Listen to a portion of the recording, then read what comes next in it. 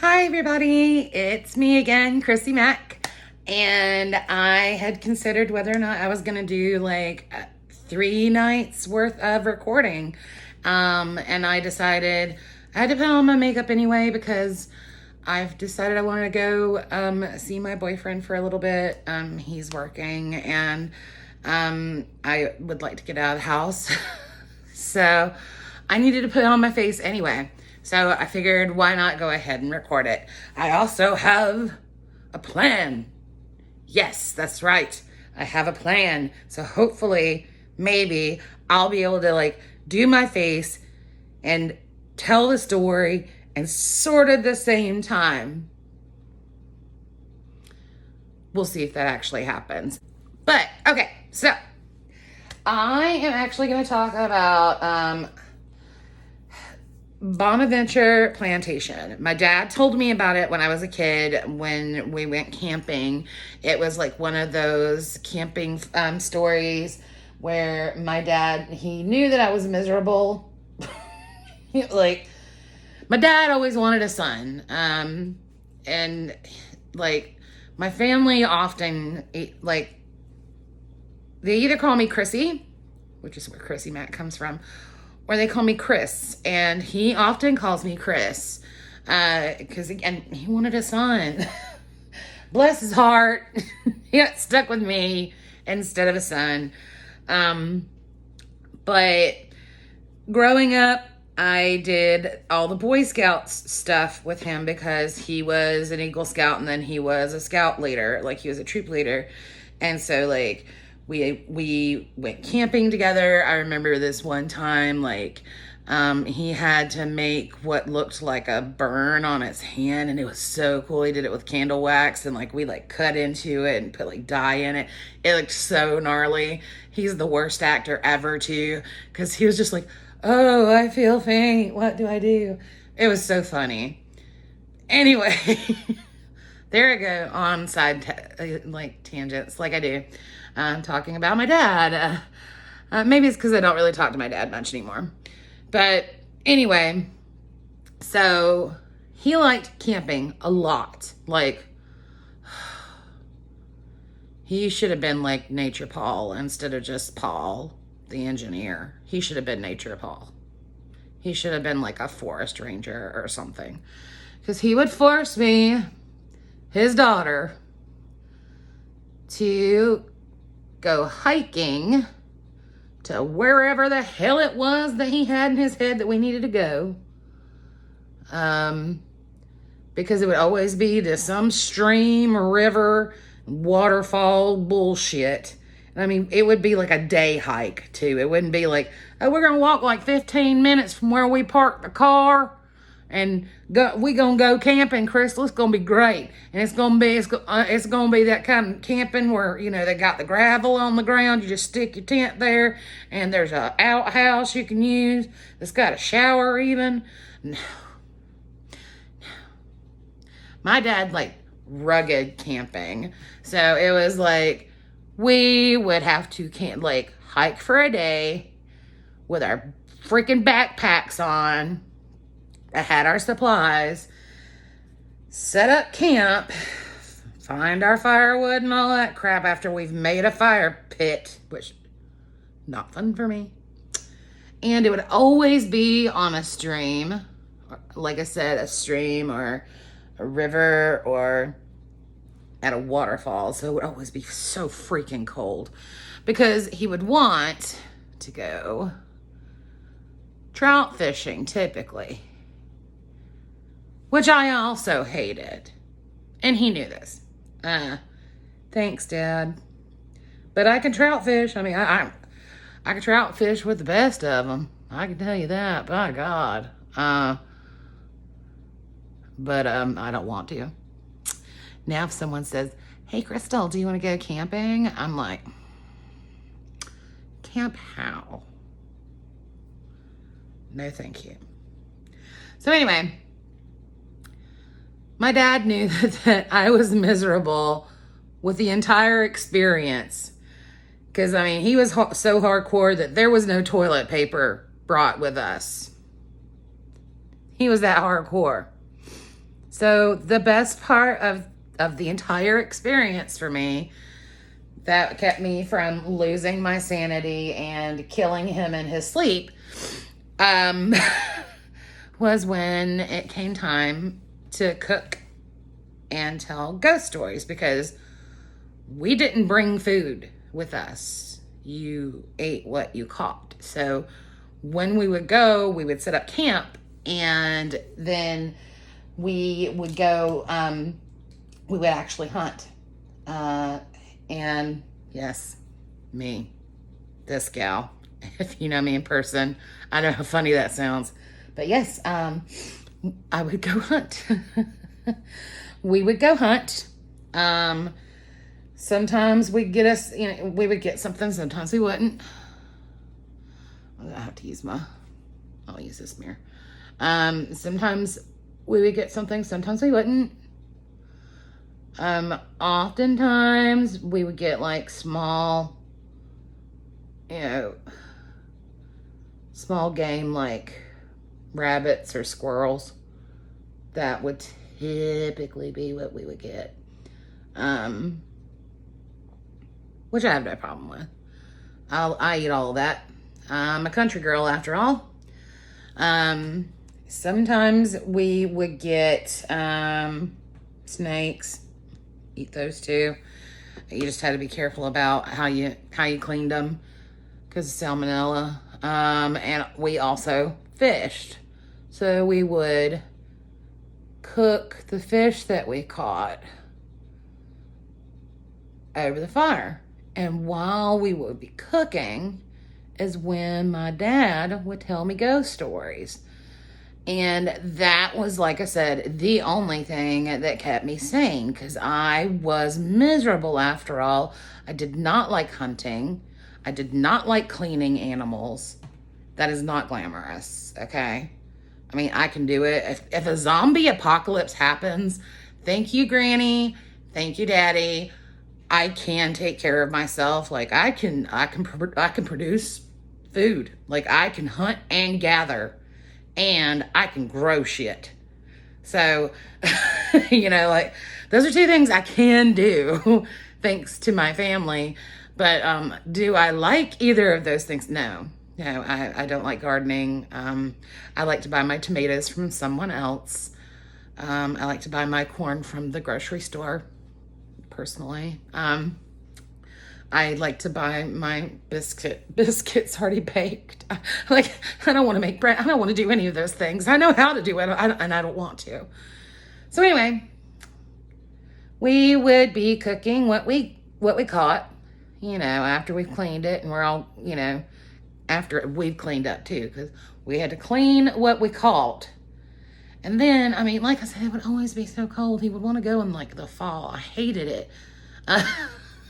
We had to go over to the river, the river that we were camping on, or the stream. It was almost always a river. Go and then like clean up, like basically bathe in the river to get all the stuff off of us. It's miserable. Miserable. I don't understand you tom girls or tomboys. Like, I don't understand you. Because I'm a pretty princess. I can't. I can, but I can't. So anyway, after we would be cleaned up, we would start cooking what we caught. And Dad would start telling ghost stories. So once upon a time, Bonaventure, I'm sure you've heard of the cemetery, which is located in Savannah. However, it wasn't always a cemetery. It used to be the grandest plantation in Savannah. Now, like I said, I had to write down a couple of notes because my noodle couldn't remember all the details, but I remember most of them. So I wrote down a couple of dates and names. Let me look at my notebook real quick.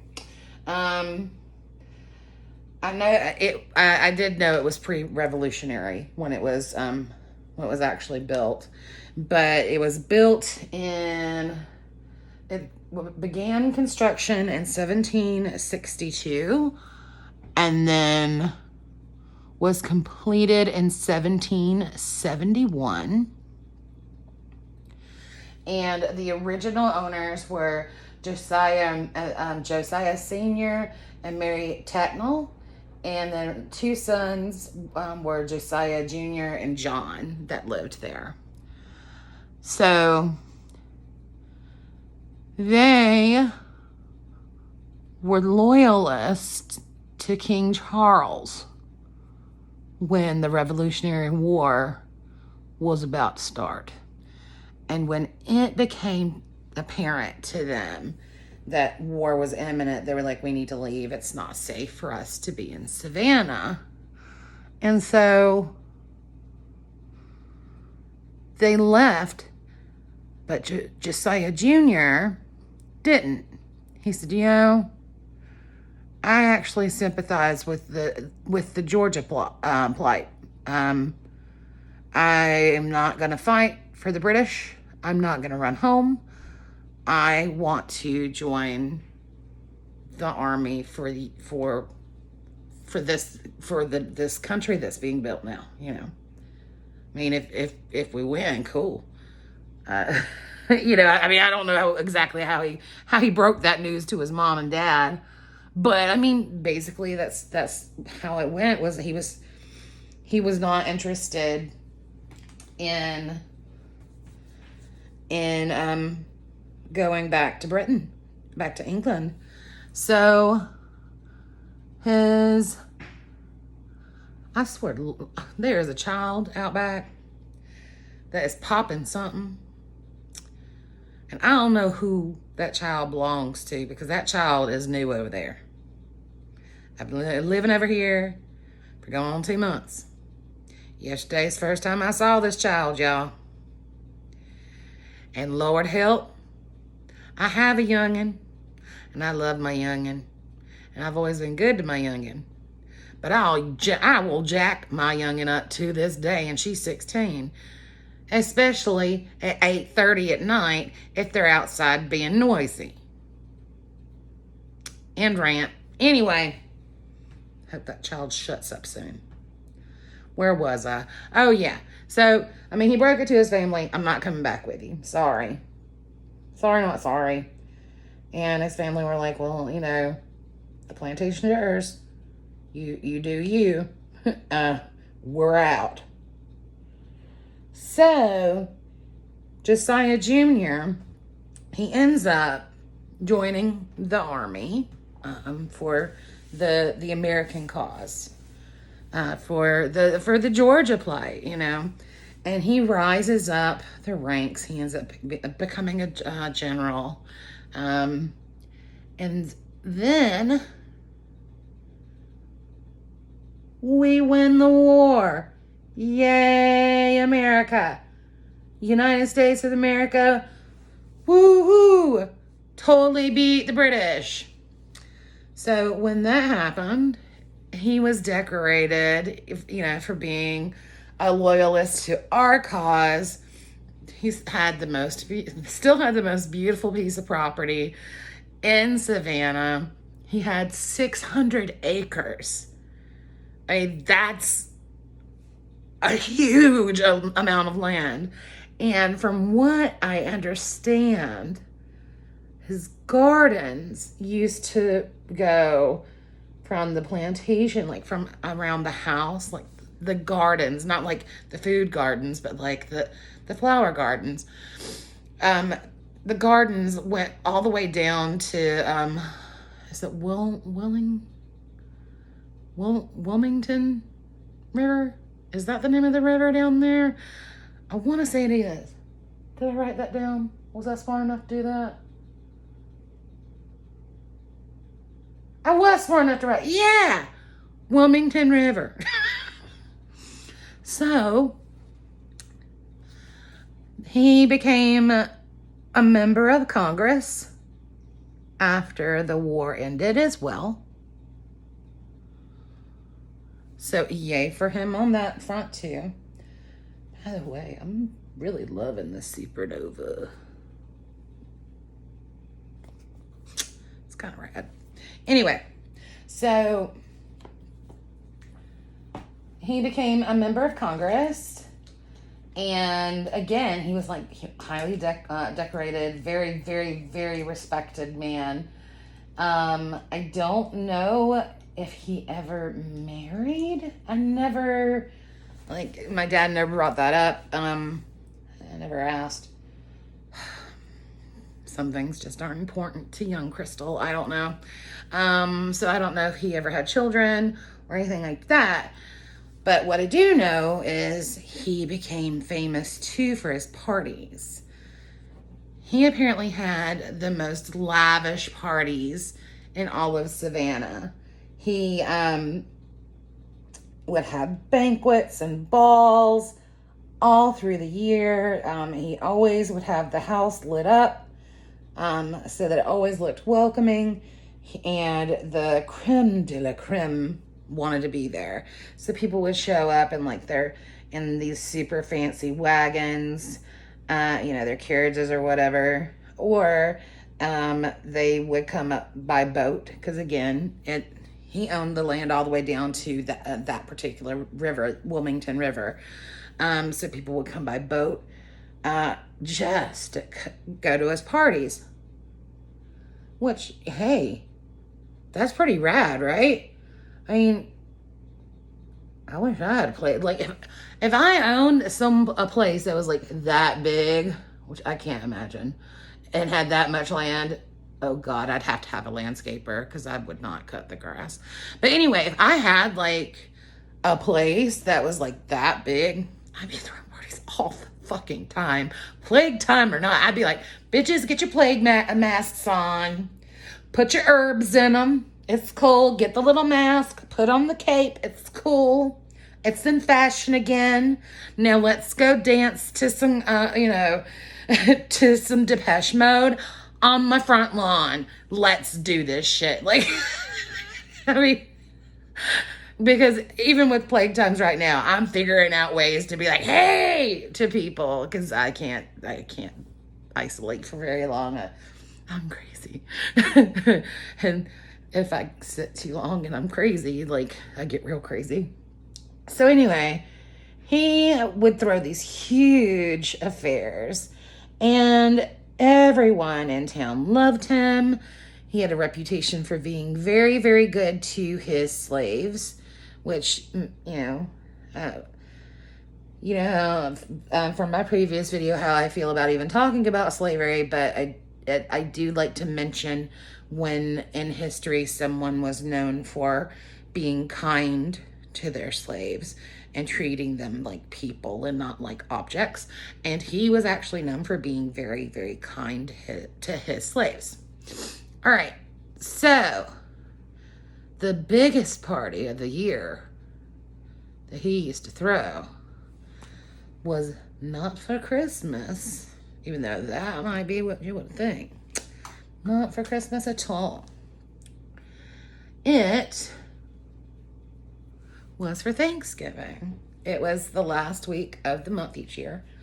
He would throw a huge Thanksgiving gala. Where's my spray bottle? There it is. Okay. And like the you had to have like a invitation to this party. You just had to. There was like no maybes. It was like you wanted to be there, or you were a nobody. So what he would do each year is he would put out like French hens and cooked turkeys, like wild turkeys and wild boar or whatever, and ham, just like all the meats, so that you could get meat sweats, meat drunk, whatever. He would put out all the vegetables so that you could also get, your veggie on, if that's your thing. Me, I like getting meat drunk as often as possible. I haven't been meat drunk in a while, and I'm a little butthurt about that, but I know it's because of the plague. This damn plague needs to hurry up so that I can start having meat again at barbecues. Anyway, oh, sorry. So, like, there would be all these veggies, and then, like, they would have all of the desserts, all the breads, like, all the everything. And they would have the finest linens out and the finest cutlery, like, everything is to the nines. And he would have all of the fireplaces in the house lit so that the house would look warm and inviting for when his guests arrived.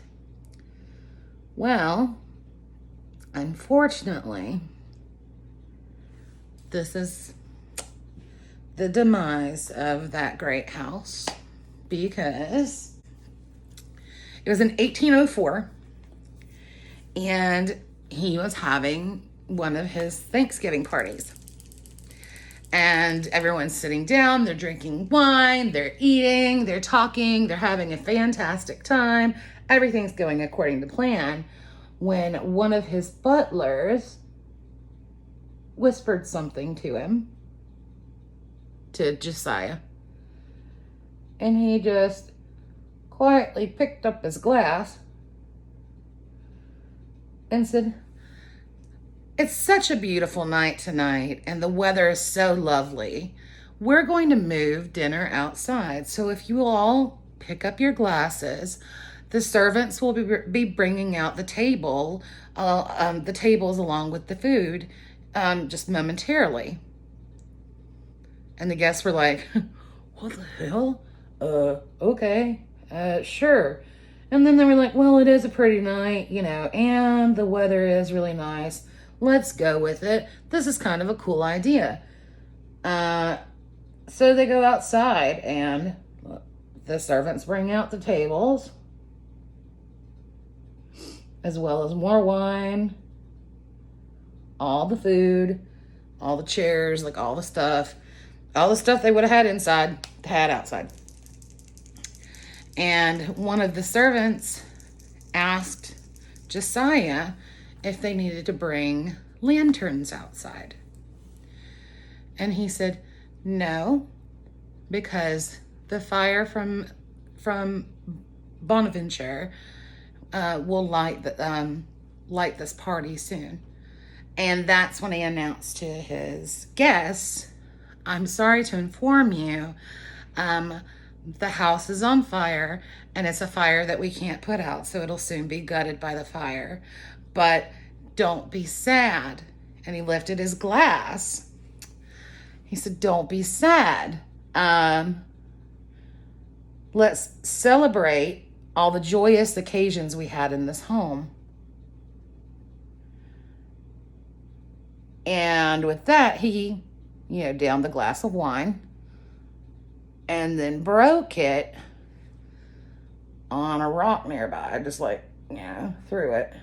Like, ha ha, instead of making this into, "Oh my God, I can't believe my house is burning down," he turned it into like, "And it's okay. We're having a wonderful party and we're together, which makes this great. So everyone just get with it." Yeah. I don't know many people that would be that way. I wouldn't be that way. Just saying. But hey, whatever. So other people followed suit. They were like, "Hurrah. Yeah. For the good times we had in Bonaventure. Hurrah." And so they're throwing their glasses and, hitting trees, hitting rocks, hitting whatever they can hit. And making a bunch of noise, and they're all laughing and dancing and singing and having a great time, which I think is rad. Again, like, that's not something I would be able to do. I would be like, "There goes my house." But I think that's rad. That he just was like, let's continue the party. What has been with me in glitter the last couple of days? I look better today than I did yesterday. So it burned, and he never wanted to rebuild it. And the property, I know it changed hands several times. Like after he passed, I think he had like a sister or something, or a niece. I don't know. But she had a plantation that was over in one of the marshes, or one of the islands, marsh islands. I want to say it was on Wilmington Island. So for a while, the property was part of that. And then it passed hands a few times after that. And again, nobody built anything on it. And the stipulation was that the family plot, because, the family cemetery was still there. So, like, after the Revolutionary War was over, Josiah's family did come back. And I'm sure he got married and had kids or something. I just don't know about it. But the family plot was there. So part of the deal every time was that, nobody could mess with the family plot, obviously. And so eventually it went into the hands of a gentleman who had fought in the Civil War. I can't remember his name to save my life, and I didn't write it down because I'm not that smart. I want to say it was around 1830. It's probably a little later than that. Did I write that down? No, I didn't, because I'm not that smart. Anyway, can't remember the guy's name. But he decided that the land should be a public cemetery. So he formed the Evergreen Cemetery Company. And so Bonaventure became acquired by them. And they also acquired another piece of property that was nearby and combined it with Bonaventure, said it would be one big public cemetery. And you can still visit. The original owner of the property is in Section E, I think my dad told me. I've never visited. I've always wanted to. It's just every time I've gone to Savannah, I've ended up doing other stuff. Like I want to be a tourist so bad, but then I'm not a tourist when I'm there. I'm just like, nah, I got other things I want to do. River Street, who cares about that? I want to go to this blues club. Like, I want to go to Bonaventure because I hear it's beautiful. And it's open to the public. It does close at 5 p.m. daily. And it's like 5 p.m. sharp. They will lock your ass in there. But legend is, here's the ghost story part comes in.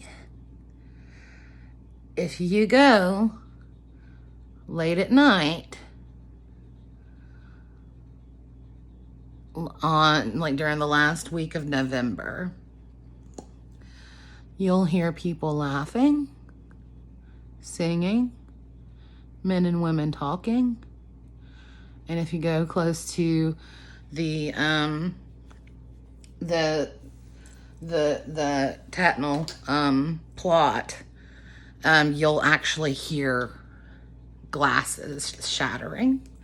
And again, you'll hear like celebration going on in general, which I think's rad.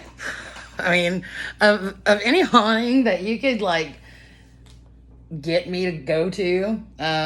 Which I mean, I don't spook easily, so I mean, you could just be like, "Let's go," and I'd be like, "Okay," but like, um, I think this one is rad because one, even though this beautiful plantation burned to the ground, everybody was left happy and, they celebrated it. And like two, the land ended, it's beautiful. It is beautiful land. I have driven by it more than once. And as far as the trees, like God, the Spanish moss, Savannah is one of the most beautiful cities in the world as far as I'm concerned. It is my favorite city to visit. If you've never been to Savannah, you should. It's breathtaking. When I go there, I've told more than one person that I feel like there are 1,000 hands suddenly like wrapping around me, welcoming me home. That's the energy I feel there. I love it so much. And the land that's there is so beautiful. And that cemetery, it has these beautiful statues throughout it. Like, it is just, it's gorgeous to walk through. It's not for the faint of heart because the cemetery is haunted. The cemetery itself is reported to be haunted, very haunted. And I believe that 100%, just from driving by it and feeling the energy from it, 100%. But I mean, like I said, I love this because, too, the haunting that resulted from this tragedy, the tragedy of this house burning down, is happy haunting. It's a residual happy haunting. So to me, that's like the best case scenario type deal. So I love that. I love that it's not traumatic or sad or anything like that. It's, he was just like, it is what it is. Let's all be happy. So anyway, that, my friends, is the story of how I hate camping, how I hate hunting and gathering, how I hate growing things, how I could survive a zombie apocalypse, though. Just saying. And Bonaventure Plantation, and one of the many hauntings of the cemetery there. So I hope that you guys enjoyed this. I actually finished my face at the same time as I finished the story, actually a little bit before, so I'm really excited about that. And I know when I edit this down, it's gonna be less than 30 minutes. Holy crap, go me. So anyway, like and subscribe if you're into it. Give me suggestions of things that you want me to talk about, and I'll totally talk about it. If there's looks that you want me to do that that you're having trouble with, let me know, because I'll totally do them. I don't mind looking like a clown. I looked ridiculous yesterday, and I went out looking like that, and it was awesome. I'm going out looking like this tonight. Although I'm cute tonight. I'm just saying. All right, thanks you guys so much for already, for subscribing, and I'm trying to be as responsive as I can to any comments that I get. So I hope you have a great day, and see you later. Bye, everyone.